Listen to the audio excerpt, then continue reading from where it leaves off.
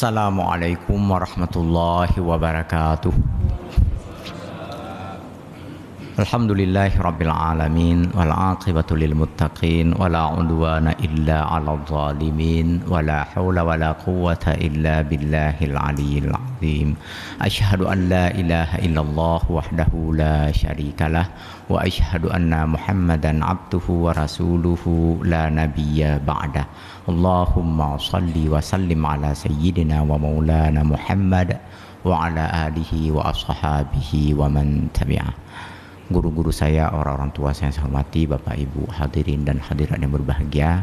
Kita awali dengan berniat memperpanjang iktikaf di dalam masjid mulia ini, dan iktikaf ini kita isi dengan kegiatan tafaqquh fiddin, memperdalam pengetahuan agama seraya mengharapkan rahmat, ridha dan hidayah Allah.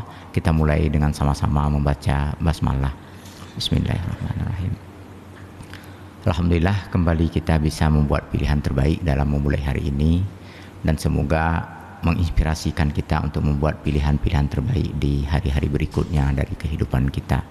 Salawat dan salam semoga Allah curah limpahkan kepada manusia terbaik di muka bumi ini, baginda Nabi Muhammad Rasulullah Sallallahu Alaihi Wasallam, yang saya yakin semua kita merindukannya, ingin bertemu dengannya dan ingin bersamanya di akhirat kelak.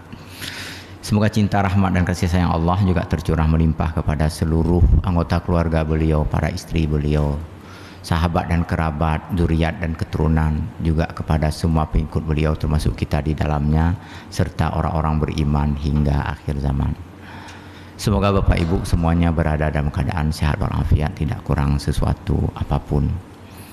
Pagi ini kita awali pembahasan dengan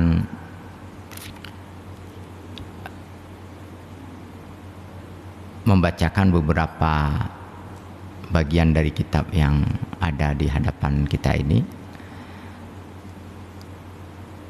Yang pertama,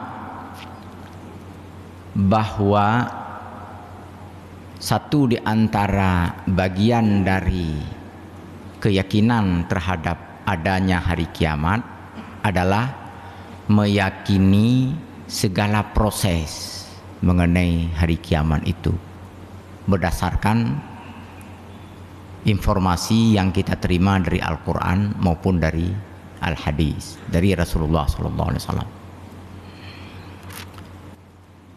Dari Al-Quran misalnya wa nufikha fis-sur, dari hadis seperti yang akan saya bacakan ini. Apa itu? Ada tiupan, yang tiupan ini dilakukan oleh seorang malaikat yang diciptakan oleh Allah untuk melaksanakan tugas. Hanya itu. Artinya kerjaan meniupkan trompet besar atau sangkakala ini bukan kerja sambilan. Ini kerja utama, dan nggak ada kerja lain selain daripada ini, yang di dalam hadis disebut Israfil. Nama beliau atau nama malaikat tersebut adalah Israfil. Ini hadis riwayat Imam Al-Bukhari, haddatsani Muhammad akhbarana Abu Muawiyah anil A'mash an Abi Salih an Abi Hurairah radhiyallahu anhu qala qala Rasulullah sallallahu alaihi wasallam ma bainan nafkhataini arba'una. Hadis yang diterima oleh Imam Al-Bukhari dari Muhammad, kemudian yang menerima Muhammad menerima dari Abu Muawiyah, yang menerima dari A'mash, A'mash dari Abu Saleh, dan Abu Saleh menerimanya dari Abu Hurairah. Semoga Allah meridainya. Kata Abu Hurairah, Rasulullah Sallallahu Alaihi Wasallam bersabda, tenggang waktu antara dua kali tiupan itu adalah 40. Tenggang waktu, jarak waktu antara tiupan pertama yang menyebabkan kehancuran alam semesta dengan tiupan trompet yang kedua itu adalah 40. Qala arba'una yauman. Ketika Abu Hurairah menyampaikan hadis ini kepada para sahabat yang lain, orang-orang bertanya, wahai Abu Hurairah, 40 harikah itu maksudnya? Qala abaitu, tak kuperhatikan 40 apa, begitulah kira-kira. Qala arba'una syahran. Ada yang lain bertanya lagi, apakah ini 40 bulan? Qala abaitu. Saya mengabaikan itu. Abai itu udah jadi bahasa Indonesia. Saya abaikan itu 40 apa? Qala, ada lagi yang lain bertanya, arba'una sanatan. Apakah maksudnya itu 40 tahun? Qala abaitu. Saya abaikan juga. Nggak penting bagi saya 40 hari kah, 40 bulan kah, 40 tahun kah, kata Abu Hurairah. Dalam syarah hadis Imam Nawawi, hadis Ibnu Hajar disebutkan bahwa begitu menakutkan informasi tentang tiupan sangkakala itu Bapak Ibu, ya, sehingga pikiran dan perhatiannya terfokus ke peristiwa itu, bukan ke soal berapa lamanya. Nggak penting lama. Yang penting adalah bahwa ada tiupan dahsyat yang mengakibatkan kehancuran alam semesta.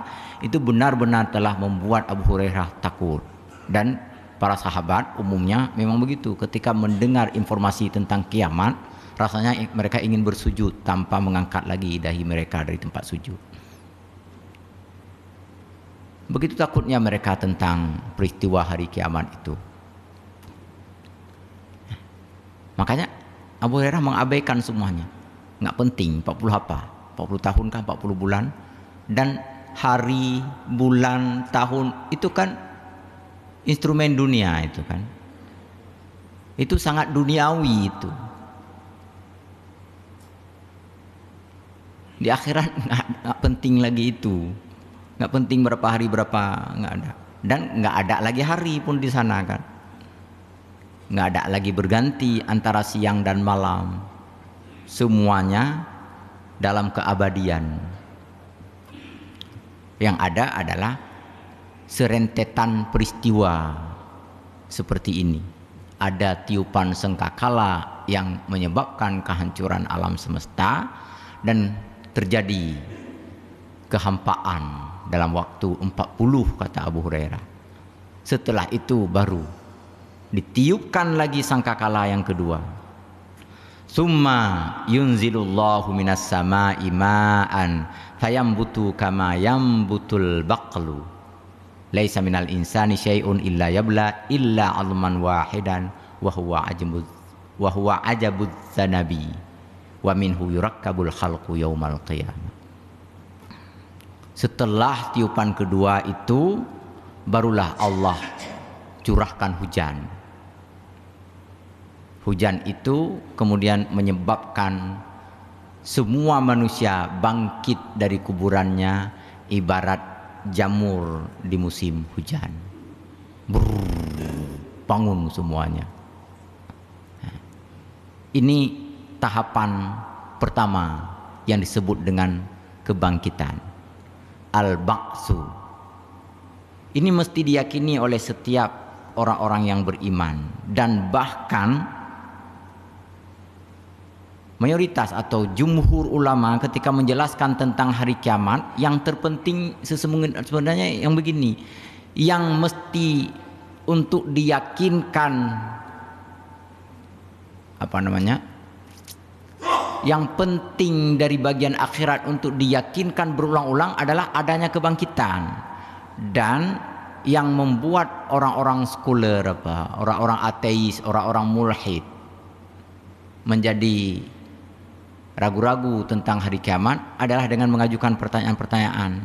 Adakah hari kebangkitan itu? Bagaimana bisa bangkit lagi? Kan udah mati, kan udah hancur, kan udah berkalang tanah. Wa darabalana mathalan wa nasiya khalqah qala may yuhyil 'idhama wa hiya ramim. Kata Allah, mereka buat tamsilan kepada kami dengan mengatakan bahwa tulang itu kan hancur, apalagi daging dan kulit. Lalu bagaimana bangkit lagi sesuatu yang telah hancur lebur menyatu dengan tanah itu? Qul, kata Allah, yuhyihalladzi ansha'aha awwala marrah. Jawablah wahai Muhammad bahwa yang membangkitkan kembali itu adalah pencipta pertamanya. Terlalu mudah bagi yang membangkitkan itu karena ialah karena Allah lah yang membuat pertama. Membuat pertama tanpa dasar saja mudah bagi Allah, apalagi hanya sekedar membangkitkan kembali apa yang telah ada.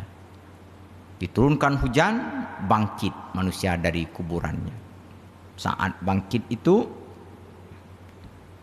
di dalam hadis disebutkan bahwa sesungguhnya pada manusia itu, atau bahasa lainnya, tak ada apapun dari bagian tubuh manusia yang tak hancur akibat tiupan pertama tadi. Begini maksudnya, begini Bapak Ibu berbahagia. Dalam keseharian kita mungkin pernah menyimak atau mendapatkan informasi atau disajikan video, ada orang-orang tertentu jenazahnya terjaga, katanya terpelihara utuh atau sekurang-kurangnya tidak membusuk. Didi per didi saja utuh jenazahnya kan. Fir'aun lagi ya, Fir'aun aja utuh. Atau ada kasus-kasus lain, ada pemindahan kuburan misalnya, entah betul entah tidak, ada yang utuh katanya jenazahnya. Apa ini enggak hancur? Bapak Ibu, semuanya hancur, belum waktunya. Kapan waktu hancur sehancur-hancurnya? Itulah ketika tiupan pertama itu. Langit saja terbelah kan, bintang berserakan, matahari hancur lebur, air lautan naik ke daratan, gunung rata kembali menjadi tanah datar. Apa yang tak hancur? Semuanya hancur. Yang utuh-utuh itu akan hancur lebur semuanya. Hanya satu bagian dari tubuh manusia yang tak hancur, yang menjadi blueprintnya, apa namanya, blueprint penciptaan ulang. Apa itu? Ajbuz zanabi namanya dalam bahasa hadis. Tulang ekor. Tulang sulbi di bawah apa nih? Di bawah punggung manusia ini. Di dalam banyak penjelasan disebutkan panjangnya masing-masing sepanjang ruas jari telunjuk mereka. Jadi sepanjang mana telunjuk kita, bukan telunjuknya, ruas jari yang pertama ini.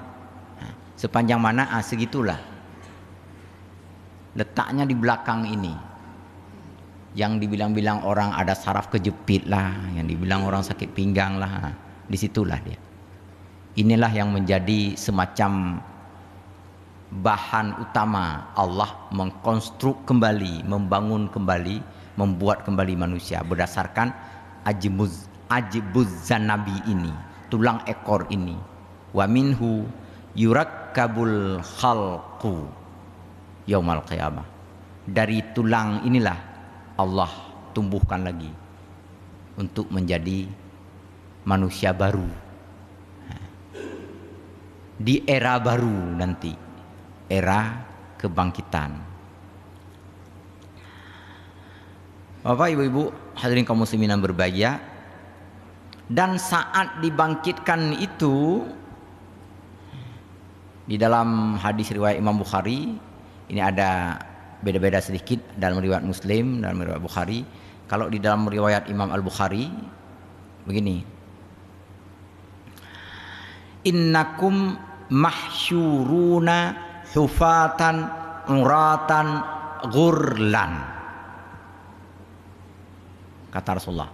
Saat dibangkitkan nanti, bukan kalian, sesungguhnya kalian nanti dibangkitkan dalam keadaan telanjang kaki, telanjang badan, dan maaf, belum disunat. Summa qara'a, kemudian Rasulullah membaca ayat Al-Quran, kama bada'na awwala khalqin nu'iduh wa'dan alaina inna kunna fa'ilin.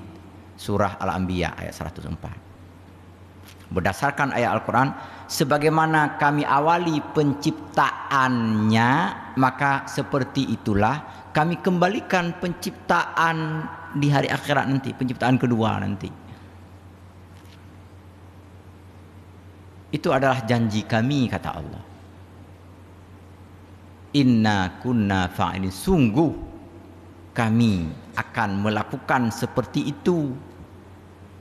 mengembalikan lagi manusia dalam keadaan seperti saat dilahirkan. Di dalam riwayat Imam Muslim ya lebih kurang sama, cuma agak panjang sedikit riwayatnya. Karena sumbernya dari Aisyah, Aisyah bertanya kepada Rasulullah, "Ya Rasulullah, wahai Rasulullah, apakah an-nisa war rijal jami'an? Apakah dibangkitkan dalam keadaan tak berpakaian, tak beralas kaki dan tak disunat itu laki dan perempuan?" Pertanyaan Aisyah. "Wahal yanzuru ba'duhum ila ba'din?" Lalu kalau dibangkitkan dalam keadaan tak berpakaian itu, apakah nanti satu sama lain saling melihat? "Ya Aisyah," jawab Rasulullah, "wahai Aisyah, al-amru asyaddu min ayyamdura ba'duhu ila ba'din. Ba'duhum ila ba'din." Wahai Aisyah, suasana saat itu sungguh-sungguh kritis ya. Dahsyat betul suasana saat itu. Sehingga nggak sempat orang nengok ke sana kemari. Satu sama lain nggak sempat nengok lagi. Untuk nengok sendiri aja nggak sempat. Apalagi nengok orang lain. Karena begitu dahsyatnya suasana.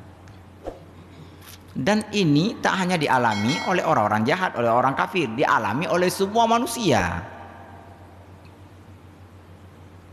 Para nabi dan rasul pun takut kan ketika mendapatkan informasi dari Allah tentang hari kiamat, tentang kebangkitan, tentang dahsyatnya peristiwa-peristiwa yang akan mereka temui nanti di akhirat.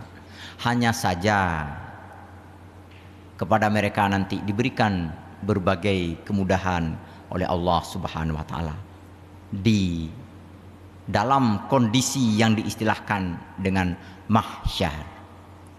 Jadi bagian kedua setelah kebangkitan atau yalah setelah hari kiamat itu adalah mahsyar, penghimpunan. Bagian pertama tadi kebangkitan. Setelah bangkit dalam keadaan tidak berpakaian, lalu kemudian mereka terhimpun di sebuah tempat. Wa hasyarnahum falam nughadir minhum ahada. Semua kami himpun, tak ada satupun yang kami sisakan. Di dalam penjelasan lain juga disebutkan bahwa dalam tafsir maksudnya yang dimaksud dengan tak kami sisakan seorang pun maksudnya seandainya ada bagian tubuh yang letaknya mungkin terlalu berjauhan, didatangkan kembali oleh Allah Subhanahu wa taala untuk dipersatukan. Ini ada riwayat lain yang menyebutkan hal ini. Hadis riwayat Imam Al-Bukhari juga. Saya baca hadisnya saja, matan hadisnya saja, teks hadisnya saja. Kata Rasulullah sallallahu alaihi wasallam, "Inna rajulan hadarahul mautu." Ada seseorang dulu sebelum Islam, ketika ajal hendak menjemputnya, lamma aisa minal hayati, ketika ajal datang menjemputnya, menjelang ajal menjemputnya, ausa ahlahu, ia menyampaikan wasiat kepada keluarganya, kepada putra-putrinya, kepada istrinya. Idza muttu fajma'u li hataban katsira summa auru naran. Iza akalat lahmi wa halasat ila admi fakhuduha fathanuha fadarruni fil yami fi yaumin harin aw rahin. Apa kata dia? Nanti kalau saya telah mati, dalam wasiat kepada anak-anaknya, kalau saya mati nanti kumpulkan kayu kering yang banyak, kemudian bakar tubuh saya. Kalau semua yang sudah hancur, daging, kulit, tulang sudah benar-benar menjadi debu, pisahkan debu-debu itu. buang sebahagiannya ke gunung, ke puncak gunung sana, dan sebagian lagi buang ke tengah samudra sana. Adakah yang lebih jarak antar permukaan bumi dibandingkan antara puncak gunung dengan tengah samudra? Ini untuk menunjukkan betapa jauhnya wasiat dia untuk membuang abu pembakaran jenazah dia itu. Buang itu. Ini terjadi sebelum Islam. Dan mungkin ini yang menginspirasikan agama Hindu. Baik. Tapi tak semua agama Hindu itu melakukan pembakaran, Bapak Ibu. Tidak semua maksudnya. Baik, kita lanjutkan. Kemudian fajama'ahullahu faqala lima fa'alta. Nanti di hari kiamat kata Rasulullah, Allah kumpulkan yang di tengah lautan dengan yang di ujung gunung sana, dihimpun kembali oleh Allah. Lalu jadi manusia lagi. Lalu Allah bertanya kepada dia, kenapa kamu melakukan ini? Melakukan apa? Menyuruh keluarganya untuk membuang bagian dari tubuhnya berjauhan. Apa jawab dia? Khasyataka, saya takut kepada engkau ya Allah. Saking takutnya akan adanya azab akhirat, maka dia menginginkan supaya tubuhnya itu terpisah agar tak kembali hidup dan agar tidak mendapatkan hukuman di akhirat. Kata Rasulullah, faghafara lahu li khasyatihi. Lalu Allah mengampuninya. Kenapa mengampuninya? Karena ketakutannya kepada Allah Subhanahu wa ta'ala. Nanti hadis ini dijadikan oleh para ulama sebagai bagian dari hujjah. Sebenarnya bukan hujjah. Untuk melengkapi informasi betapa pentingnya kita takut kepada Allah, takut kepada adanya siksa Allah. Jadi kalau ada paradigma pendidikan karakter model milenial ini, jangan bikin anak takut kepada Allah. Nah, ini ada benarnya, tetapi tak semuanya benar itu. Sampaikan, tanamkan nilai-nilai kecintaan kepada anak, kecintaan Allah, bahwa Allah Maha Pencinta, bahwa Allah Maha Penyayang. Kalau anak melakukan kesalahan, katakan bahwa Allah nanti tak mencintaimu, Allah nanti tak menyayangimu. Katanya supaya anak kreatif, supaya anak tidak menjadi paranoid, pengecut, penakut dan sebagainya. Ya mungkin ada betulnya. Tetapi tak semuanya benar. Ketika si anak tak diperkenalkan tentang adanya ancaman hari akhirat misalnya, nggak takut dia akan melanggar aturan-aturan. Ini artinya bahwa sekali lagi takut kepada Allah itu juga bagian dari pendidikan keagamaan untuk menumbuhkan rasa takut kepada, bukan takut kepada Allah, takut kepada akan adanya azab Allah bagi orang-orang yang melakukan kejahatan dan kesalahan. Makanya afa amina ahlul qura kan. Apakah orang-orang kampung ini, orang-orang negeri ini merasa aman dari datangnya azab Allah? Enggak, jangan merasa aman. Jangan sampai karena merasa aman itulah membuat dia menjadi angkuh, lalu menjadi sebab dia dihukum oleh Allah Subhanahu wa ta'ala. Mahsyar, terhimpun kita di sana dalam keadaan sangat pelik, dalam keadaan sangat rumit, dalam keadaan sangat sulit semuanya, sampai-sampai satu sama lain itu saling bertanya di mana kita bisa mendapatkan kemudahan. Mulut yang sudah mulai haus dahaga, perut sudah mulai merasa lapar, kemudian tubuhnya panas, berkeringatan, keringatnya ada yang sampai menutupi kedua mata kakinya. Nah, di sini baru ada perbedaan, ada variasi antara satu sama lain sesuai dengan tingkat kesalehan dan ketaatannya. Ada orang tertentu keluar keringat saking panasnya itu sehingga menutupi kedua mata kakinya, yang lain menutupi kedua lututnya, yang lain menutupi pinggangnya, yang lain nyaris menenggelamkan dirinya. Secara logika mungkin kita akan bertanya, macam mana keringat bisa menutupi kedua mata kakinya? Kalau orang berdekatan kan yang lain juga mengalir keringat ke tempat orang lain.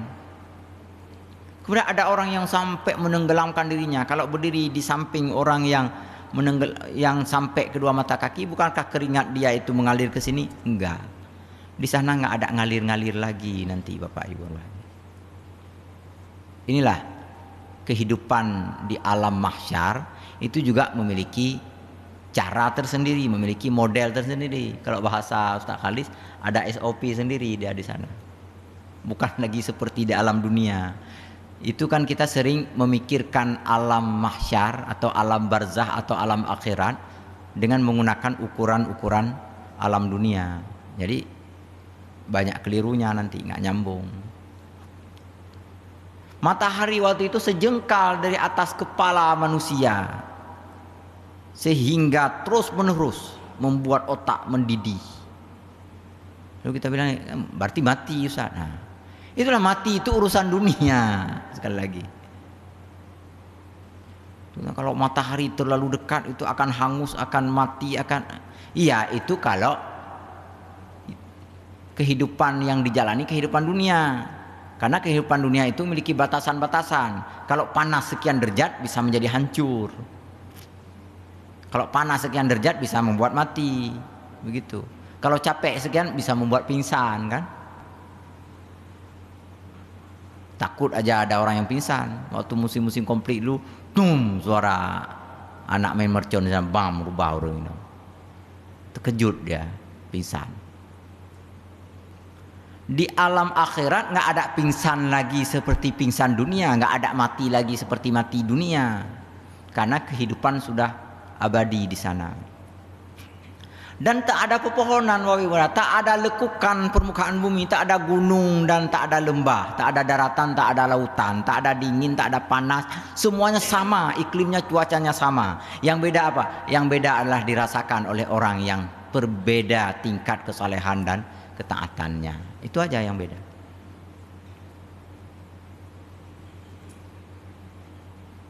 Kemudian di dalam sebuah hadis riwayat Imam Bukhari juga Imam Muslim dan banyak sekali para periwayat hadis menyebutkan sab'atun yudhilluhumullah yauma la dhilla illa dhillu. Ini sudah pernah kita sampaikan. Di mahsyar itu nanti Allah menaungi 7 golongan manusia. Bukan 7 orang, tapi 7 orang yang masuk dalam kategori itu. Misalnya imamun adil, pemimpin yang adil. Nah, siapapun pemimpin yang adil terhadap pimpinannya, terhadap rakyatnya, terhadap bawahannya, itu masuk ke dalam naungan ini. Nah, ini juga diberikan uraian oleh para ulama. Apakah mereka berhimpun di suatu tempat? Wallahu a'lam. Terlalu mudah bagi Allah untuk memberikan naungan kepada pemimpin walaupun letaknya di ujung sana bumi dan di ujung sana, kan? Karena itu tak mesti berjumpa, tak mesti terhimpun. Di sana ada pemimpin adil, di ujung sana dia berada, Allah menaunginya di sana. Di samping dia ada pemimpin yang jahat, mungkin dulu sama-sama anggota gerakan nomblok misalnya. Lalu jumpa yang satu yang adil dapat naungan, yang tak adil walaupun merapat nggak dapat apa-apa. Lalu manusia berlari mencari pemimpin mereka, mencari tokoh-tokoh mereka. Yang murid mencari gurunya, yang masyarakat umat mencari ustadz dan kiainya, yang umat tentu saja mencari para nabi dan rasulnya. Jangankan tengku dan guru, Bapak Ibu yang berbahagia, para nabi pun angkat tangan pada saat orang-orang datang curhat dan melaporkan persoalan-persoalan yang mereka hadapi. Sekali lagi, jangankan guru dan tengku, tu benar rencana ya tak Samsul lakinya macam nggak ada, Pak Ibu. Para nabi saja angkat tangan pada saat itu. Di dunia bisa lah. Kalau ada yang nggak paham, kita tanyalah sama guru lagi. Tanya sama orang-orang saleh. mohon doa, mohon kemudahan, mohon keberkahan. Di sana nggak ada lagi. Ketika orang-orang mendatangi Nabi Adam menjawab, ya kamu memang sedang bermasalah, saya juga bermasalah. Begitu nikmatnya fasilitas surga dulu, saya sia-siakan, kata Nabi Adam. Hanya dengan satu kali, hanya karena bujukan untuk memakan atau menikmati, mendekati pohon khuldi itu. Ini saja telah membuat saya sangat menderita dan malu untuk meminta apapun kepada Allah Subhanahu wa taala. Nah. Lalu datang menemui Nabi Idris, orang-orang mana Nabi Idris? Idris menjawab, saya juga telah memiliki rasa angkuh yang berlebihan dengan anugerah-anugerah yang Allah berikan kepada saya dulu dan kepada orang-orang terdekat saya, berupa kepandaian, kecerdasan, keterampilan, sehingga membuat kami lupa kepada Allah. Berkali-kali ditegur oleh Allah, disuruh melaksanakan ibadah puasa, disuruh melaksanakan ibadah salat karena kelupaan dan kekhilafan kami itu, kata Nabi Idris. Terus mereka mencari Nabi Nuh. Jangankan kalian, saya sendiri gagal, anak sendiri gagal saya didik menjadi seorang. Apa artinya saya beriman? Darah daging sendiri adalah seorang musyrik, kata Nabi Nuh. Begitulah dalam riwayat Imam Muslim itu bertemu sampai kepada Nabi Idris. Semua para nabi tadi menyebutkan berbagai kelemahan dan keterbatasan mereka, menyebutkan dosa-dosa mereka, sehingga mereka melepaskan tangan, nggak mampu mengangkat tangan, nggak bisa untuk memberikan bantuan kepada siapapun karena kesalahan-kesalahan kami dulu, kata para nabi dan rasul. Sampai kepada Nabi Ibrahim. Nabi Ibrahim tidak menyebutkan apa kesalahan beliau. Beliau hanya menyebutkan bahwa hari ini satu-satunya yang bisa membantu hanya Nabi Muhammad SAW. Saat itulah orang-orang membubarkan kerumunannya. Lalu mereka berlari mencari di mana posisi Nabi Muhammad SAW. Ketika info disebarkan, ketika info disampaikan bahwa di sana ada disebut Muhammad bin Abdullah bin Abdul Muthalib, lalu orang-orang pun menuju ke sana. Semua umat manusia waktu itu berkerumun, nggak tahu berapa jumlahnya, triliunan orang mungkin jumlahnya. Semuanya berebut untuk bisa bertemu dengan Rasulullah SAW.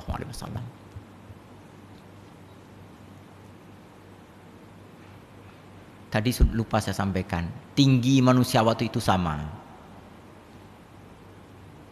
Ukuran tubuh manusia relatif berimbang antara satu sama lain. Orang laki-laki itu setinggi Nabi Adam dan orang perempuan setinggi Hawa. Ukuran tubuhnya juga begitu. Kalaupun selama hidup di dunia mungkin ada yang sempat gemuk misalnya, ada yang jangkung kurus,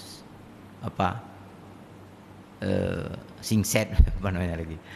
Tapi di akhirat nanti sama, dibangkitkan oleh Allah Subhanahu wa taala. Kelihatan oleh mereka seseorang seakan-akan berdiri di tempat yang lebih tinggi, padahal tidak. Sedang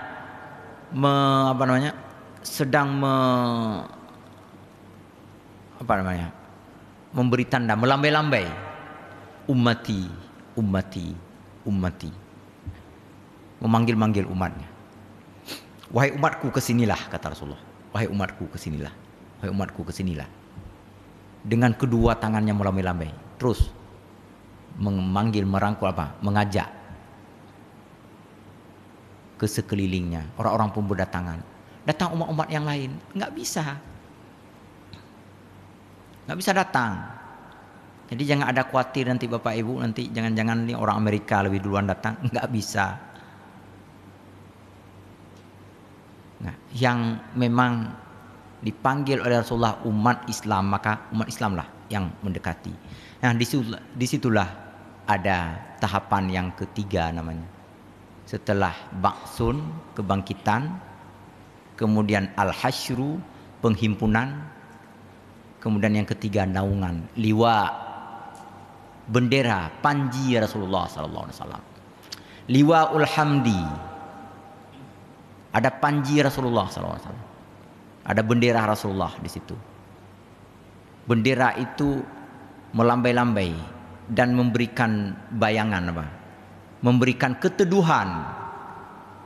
Dalam bahasa Aceh disebut payung Nabi. Ya, ada yang memberikan keteduhan, memberikan naungan kepada orang-orang yang berada di sekitar Rasulullah sallallahu alaihi wasallam. Itulah makna salawat sebenarnya. Siapa yang bersalawat kepada Rasulullah, maka Allah membalas sekurang-kurangnya kan 10 kali kepada dia. Karena makna salawat itu kan memohonkan perlindungan, rahmat dan kasih sayang. Ketika kita mohon, ya Allah berikan perlindungan, rahmat dan kasih sayangmu untuk Rasulullah, maka Allah membalas, memberikan perlindungan, rahmat dan kasih sayang untuk kita 10 kali, paling kurang itu. Dan saat itulah kita memiliki bekal pertama, yaitu salawat kepada Rasulullah. Makin banyak salawat kita kepada Rasulullah, makin dekat kita kepada mendapatkan bayangan, naungan, ketenangan dan sedikit lebih sejuk dibandingkan yang lebih jauh berada dari liwaknya Rasulullah sallallahu alaihi wasallam. Ini memang peristiwa-peristiwa yang sangat dahsyat pada hari itu. Bapak Ibu berbahagia, ada lagi persoalan yang sangat pelik dan rumit waktu itu, yaitu ketika orang-orang terbebani oleh rasa bersalah mereka, oleh rasa berdosa mereka, juga oleh utang piutang mereka. Karena semua waktu itu menginsafi dan menyadari bahwa sebentar lagi akan diadili oleh Allah Subhanahu wa taala. Jadi mahsyar itu sebenarnya adalah tempat transit untuk menghadapi pengadilan. Maka mulai resah. Sambil mencari perlindungan juga nengok ke sana kemari, cari kawan, cari sahabat, cari kerabat, cari orang-orang yang pernah dicurangi dulu untuk memohon kemaafan. Karena penderitaan sangat tersiksa waktu itu. Ini sebentar lagi akan diadili. Bagaimana kalau saat diadili nanti ketika ditanya utang piutang masih ada, ketika ditanya salah-salahan masih ada, belum dimaafkan. Maka sedapat mungkin orang-orang juga mencari, dan di bawah naungan Rasulullah itulah kita saling melihat satu sama lain pada hari itu. Terasa sedikit tenang karena bersama Rasulullah sallallahu alaihi wasallam.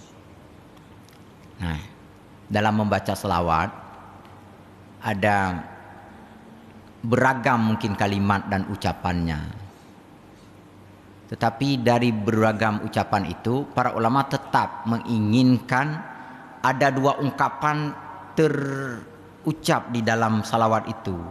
Yang pertama adalah as-salatu atau as-salawatu, dan yang kedua as-salamu. Kalimat boleh apa saja. Sallallahu ala Muhammad, sallallahu alaihi wasallam. Jadi udah ada salla sekali, kemudian ada salam sekali lagi. Mesti ada 2 ini. Ini salawat yang sempurna. Yang lain terserah, mau ya asyikal Mustafa terserah. Yang penting ada ungkapan salawat dengan salam. Kenapa itu? Berdasarkan ayat Al-Quran, innallaha wa malaikatahu yusalluna ala nabi ya ayyuhalladzina amanu sallu alaihi wa sallimu taslima. Perintah Allah, wahai orang beriman, ucapkanlah salawat kepada Rasulullah, kepada Nabi, dan ucapkanlah salam kepadanya. Ya Allahumma salli ala Muhammad wa ala alihi wa ashabihi wa sallim. Harus ada salim di ujungnya. Atau Allahumma salli wa sallim ala Muhammad. Atau Atau pakai Sayyidina boleh juga. Allahumma salli wa sallim ala Sayyidina Muhammad wa ala alihi wa sahbihi ajma'in. Kalau sudah salli wa sallim ujungnya udah boleh ajma'in atau boleh apapun yang lain. Tapi kalau belum salli wa sallim, Allahumma salli ala Sayyidina Muhammad wa ala alihi wa ashabihi wa sallim. Kita tutup dengan salim. Karena ini bacaan salawat yang paling utama berdasarkan telahan para ulama. Pak Ibu berbahagia, sekali lagi di Nusantara ini Pak Halis saya baca dari penelitian dosen di Cirebon apa ya, Sunan Syekh Nurjati ya, sallallahu ala Muhammad itu lebih 100 versi. Maksudnya mungkin masyarakat umat Islam memahami perbanyaklah membaca salawat kepada Rasulullah. Maksudnya perbanyak ini banyak membaca salawat. Sebahagian orang kita memperbanyak lafal salawat kan, memperbanyak ungkapannya, makanya lebih 100. Ada sallallahu ala Muhammad, atau gayanya, iramanya yang diubah-ubah. Kalau kami di rukuh sallallahu ala Muhammad sallallahu alaihi wasallam, pakai irama dikit lebih energi. Tadi sini sallallahu wasallam, lain lagi iramanya kan. Lewat rukuh sedikit lain lagi, Allahumma salli ala Muhammad ya Rabbi salli alaihi wasallim. Yang kamu mulai irama aja. Nanti kalau lagi nisak sabian aja gitu. Baik berbahagia, bermacam-macam irama dan bermacam ungkapan itu tujuannya barangkali untuk membuat orang tidak bosan-bosannya membaca salawat. Kalau satu persi saja seperti Masjid Raya sallallahu ala Muhammad, mungkin anak-anak milenial, anak muda kan ada baca ya. Mendengar juga kan, lalu keluar mereka. Kalau hanya satu persi. Jadi dengan banyaknya ragam irama itu, hikmah diantaranya adalah supaya nggak bosan dengan gaya ini, baca lagi dengan gaya yang lain. Kalau nggak bosan baca terus. Makanya nggak sempat kita untuk terlalu banyak main WA, main Facebook. Kalau kita ingat bahwa betapa dahsyatnya mahsyar yang kita perlu bekal, dan diantaranya di mahsyar itu yang sangat kita butuhkan adalah salawat kepada Rasulullah sallallahu alaihi wasallam, karena hanya beliau waktu itu yang diberikan mandat oleh Allah untuk memberikan naungan, perlindungan, bantuan kepada umat manusia. Saya kira ini dulu kita padai pada hari yang berbahagia ini. Lebih dan kurang saya mohon maaf, saya mohon izin tidak bisa ikut minum-minum bersama karena mau bersiap-siap mau pulang kampung, ada keperluan keluarga hari ini di Nagan Raya sana. Mohon doa Bapak Ibu semua, semoga kami sekeluarga selamat dalam perjalanan. Lebih kurang saya mohon maaf, kepada Allah sama-sama kita mohon ampun. Semoga Allah meridai i'tikaf dan tafaqquh fi din kita. Subhanakallahumma bihamdika asyhadu an la ilaha illa anta astaghfiruka wa atubu ilaik. Wassalamualaikum warahmatullahi wabarakatuh.